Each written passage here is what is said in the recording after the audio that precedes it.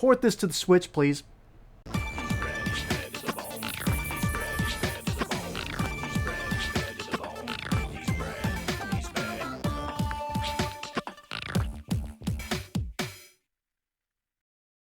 What's up, everybody? This is Brad, and hey, you get to see my face in full. Yay! But I wanted to do something a little different for you guys. Just coming up with different ideas for stuff to do, put on the channel. And I thought that maybe I'll show off some of the stuff that I have, some old game consoles, and just things that I find interesting that's related to gaming. And why not start off with a recently deceased console, the Nintendo 3DS. I love this thing. I think this is my favorite handheld console ever. It's just really cool. Let's open it up. I already got it on. Of course, let me see if I could make this work so you can see it decently. Probably not. There, maybe that'll work. We'll turn down the brightness a little bit. You can see the screen just a little bit better. I love this thing. It's great. Some of the stuff that I used to play on it. There's the Mii Plaza. I mean, making Mii's is always so fun. You got the Pokédex 3D was a neat little app here that lets you go through and look up the move sets and type advantages of all the Pokemon from the Generation 5 games. It was black and white, and but then later they actually released an updated app called the Pokédex 3D Pro, which included every Pokemon from the original Red, Yellow, and Blue up through Black 2 and White 2. So that was a massive update. They even added some background music to it. It was a really nice second take there. Let me see, what else did I have on this thing? Super Mario Bros. 3, one of my favorite games ever, one of the best games ever. Of course I've got this thing on my 3DS. I can fire this thing up wherever I go, and if I go somewhere, if I'm bored, whatever, I can pull this out. There's Mario Bros. 3 right there in my pocket. It's great to have. Of course, Pokemon Red, got that on there too. Pokemon Silver, that I actually didn't get very far when I bought this. So it might be time to restart this game and do a fresh run on it. What else we got on here? Speaking of Pokemon, how many of you actually played Pokemon Dream Radar, which was to get the Therian forms, I think they're called, of like Thunderos, Landorus, and Tornadus? Yeah, that was the only way you could get those was through this app, so that was an interesting thing there.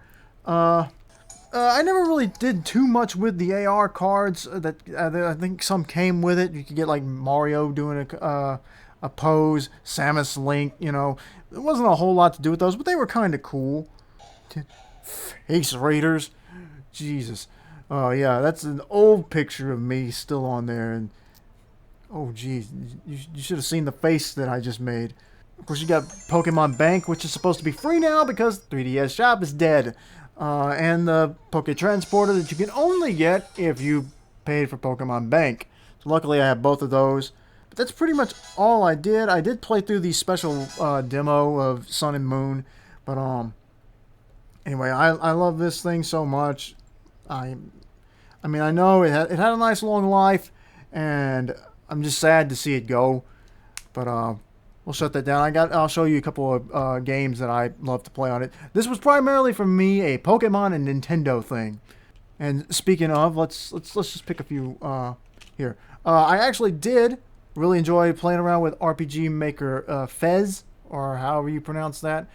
You can still, like, this was it's sort of limited, but like this is something that really got me interested in like designing games, because I've always had like ideas for games and shows. Everybody's got their idea for some kind of media that they really want to make that doesn't exist. But I really liked playing around with this and the pre-made assets and everything. It's really fun, and it led me to try out RPG Maker MV. I've got that on my computer. I haven't really played around with that idea much, but I did release a game on this. If you still have your 3DS and you've got the free RPG Maker Fez player app that lets you play any game anybody actually released for this thing, go look up The Legend of Zelda. Zelder. It's a Zelda parody game that I made that, makes Link like a goofball a scaredy cat hero. Like he thinks he's the big cheese, but he's actually a coward. I thought that was pretty fun, and Zelda hates him. Zelder, I should say. Zelder, Nintendo. It's Zelder. She hates him, and they're trying to prevent the resurrection of Nogan, the Demon King. And the ending I think I came up with was pretty funny. But I actually do hope I've got plans for a second one, The Legend of Zelda 2. A sequel called Licks, because that's the character instead of Link, it's Lick, because I just thought that was funny. It's Lick's Sleepening. Instead of Link's Awakening, you'll get Lick's Sleepening. But because the whole idea of that one is that he's been woken up early from his nap and he just wants to go back to bed, but he's got to save the world. So that's sort of the idea there. Anyway, RPG Maker stuff is fun. It lets you make games, but you do kind of have to know what you're doing and figure it out. What else we got here? New Super Mario Brothers 2. I think it's actually technically well, I don't know. Is it the third? Maybe it's not. I guess it would make sense if it was 2. But anyway, this is the second one for handhelds, because they also had the Wii and the Wii U versions. What I like about this one is it actually does bring back the Super Leaf as it was in Super Mario Bros. 3. So Mario gets his Tanuki ears, his Tanuki tail, and he can fly the way he did in that game. Whereas in a later game, a different game, the Super Leaf exists. It's a little bit different. Mario can't fly, he flutters, and so it's a little different. And even though I love that game, this one actually does use that power up the way everyone remembers it. So, and I actually think this is a pretty fun game. The new Super Mario Brothers games, I know everybody's sick of them, and that's why people are excited about Super Mario Brothers Wonder.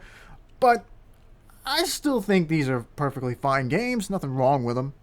They're just not, just not going to blow anybody's mind, I think. Let's pick this here. This is a series of games. Pokemon Y, the jump from the DS to the 3DS, which I don't know how many of you guys were around back in the day for when forums were still a thing, but I got really into Pokemon and Pokemon theorizing and everything for a little bit. And I was on like 2 or 3 Pokemon forums, and there were people who were dead serious. They thought that Pokemon would never go to the 3DS because Black and White stayed on the DS, and then the sequels to that stayed on the DS as well. So there were people just completely convinced that Pokemon was never going to go to the 3DS and that it was going to stay on the DS. And I was just like, okay, you're going to tell yourself that. It's going to help you sleep better at night, but it's coming. And lo and behold, it did. I like Black and White. Black and White. Pokemon Y, X and Y. Of course, we didn't get Z for Zygarde. They carried over Zygarde's story into the next series, so that was kind of weird. Not my favorite of the games, to be honest, but I thought it was pretty good for Pokemon's jump to, the 3DS and to full 3D and not the 3D 2D mix and the animated 2D sprites and everything. It was fine. And follow that up with Omega Ruby. I loved Ruby back on the GBA. I love that, and I think the remake was even better. And of course, the big surprise battle at the end, I guess spoiler for anyone who's not played that, is they actually let you capture an event exclusive Pokemon, that, well, at least it was until the time, where after you go back and fight Rayquaza, you go up into the sky and you have the chance to capture a level 80 Deoxys. And that was a really cool moment that it was a surprise, and I think it made that game a little bit better, and it had Mega Evolution. This was the series, both of these games, where we were introduced to the concept of Mega Evolution, and then the very next time they changed consoles, they got rid of Mega Evolution, and it now exists as a gimmick on Pokemon Go. And it seems now like this was the start of the trend of introducing concepts that would only last for, in Mega Evolution's case, it lasted 2 generations, but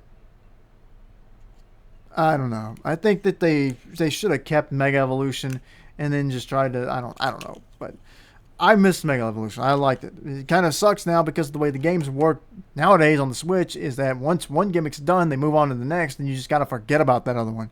But speaking of, we'll do both of these at the same time. They're kind of the same game in a way. Sun and Ultra Sun, because I liked Solgaleo. And I think I think Ultra Sun was definitely a better version of the first game of Sun. I like the story of Sun better. I like the final battle with Lusamine, with the Beast Mother or whatever they call her, where that one Ultra Beast takes over her body, and then she's the final boss. Now, I thought at first we were going to actually get to fight her as a Pokemon. And I'm like, oh, a boss Pokemon battle, and it's against her like instead of a team. But then, no, it's just, even though she's become one with this Pokemon, we got to fight her actual team instead of her. I thought it would have been a cool twist, to make a unique boss for this. They did do that for Sword and Shield with Eternamax Eternatus.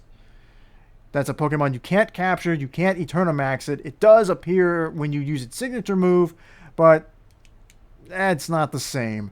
So, not quite that. But the thing that got me about this whole story of the Ultra Beasts, is that they really seem to be kind of implying that the Ultra Beasts were not Pokemon. They acted and behaved in a way similar to Pokemon, but there was something about them in that they never categorized them as Pokemon at first, but then when you play the game, you find out that even though these creatures, spoiler alert again, even though you find out that these creatures are not from your reality, they're from an alternate dimension, they are still Pokemon. You can still capture them. They still call them Pokemon. It's sort of a weird thing, but I still like these games. Pokemon games generally are very fun. Now, this one's a little bit different. This is a port of a PS2 game that I really loved. Dragon Quest VIII, Journey of the Cursed King. And I think there was additional content to this game. I'm not sure if it was content originally cut from the PS2 version, that they just made this a complete version of the game, or if it was actually added specifically for this port. But I think that the additions are better. I remember playing the PS2 version. The monsters were not visible in the overworld like they are in this version. And you get 2 new characters can join your party instead of just 4. So you have 6 characters in total. The characters Red and Moray, I think was his name. The guy who ran the monster arena. And then there's some bonus bosses that you can fight even beyond the original bonus boss. Once you defeat the Lord of Darkness, you can go and challenge the Lord of the Dragovians. And he was originally the strongest boss. I think now that's been replaced by a throwback boss to an older Dragon Quest game I don't have any information about. I never made it that far. But yeah, I was glad to replay this game on the 3DS. A lot of fun. This game was my introduction to Dragon Quest, and it's a great game, whether you're playing the PS2 version or the 3DS version. But I think this one was superior, with the exception of the music, because the guy who composed music for this, I think, was like really tight-fisted about how his music is heard, and he's since passed away. Controversial guy, to say the least, but I mean, I don't understand why you would compose music for a video game and then get mad when people want to play your video game and hear your music in it. I don't know. And then I saved what I think is still my favorite game on this system. A game that I think deserves, and by the way, I do think Dragon Quest, before we move on, I would say port this to the Switch, please. Please. One of my favorite games to play on this thing, Super Mario 3D Land. I love this game. I prefer this game over Super Mario 3D World, and that might actually make some people mad. But I love this game. Other than the fact that they did rework the Tanuki suit to be where Mario flutters instead of has the ability to fly, I still think this is a really fun game to play, and it's great. I would love to see this ported to the Switch alongside the other Mario games. They're porting Luigi's Mansion Dark Moon to the Switch, which I also have, but I didn't play a whole lot of that game. Nothing against it, just haven't played very much of it, and I just wanted to show like the games that I spent the most time with. But yeah, put this on the Switch, and I will buy it again, just like I bought Super Mario Brothers 3 on the 3DS. But yeah, I would say this is probably like my favorite go-to game if I'm ever like having a bad day and I just kind of want to unwind, put everything aside, and forget about things for a bit. Great way to just open up a game. It's a Mario game. They're easy to just jump into, and because there's not really much story, and the controls are simple, and the characters and the enemies are all just fun. And Mario games are always so colorful and bright and cheery. I've always said, I think maybe even Nintendo's philosophy on any Mario game is just fun. What is fun? What looks fun? What feels fun? And 3DS Mario, I say, is a very fun game.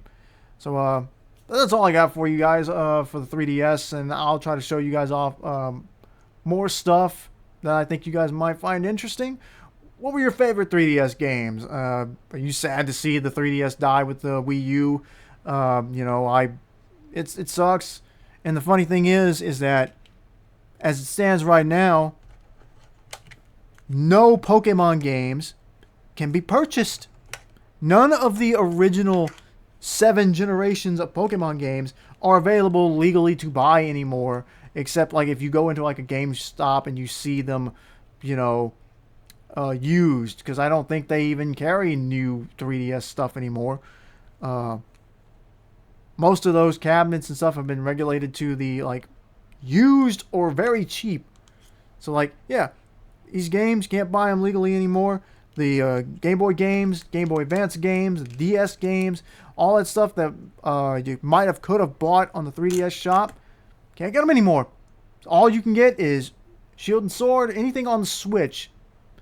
And I don't know. To me, that's still, again, I will always bring up, I think that Nintendo needs to put the Pokemon games from the Game Boy and the Game Boy Advance on Nintendo Switch Online. They got Pokemon Stadium and Stadium 2 on there now, and the Game Boy TCG game. So it's a start, but we need those other games on there. But anyway, that's all I got for you this time. Like and subscribe, check out my other stuff, and we'll see you next time. Bye-bye.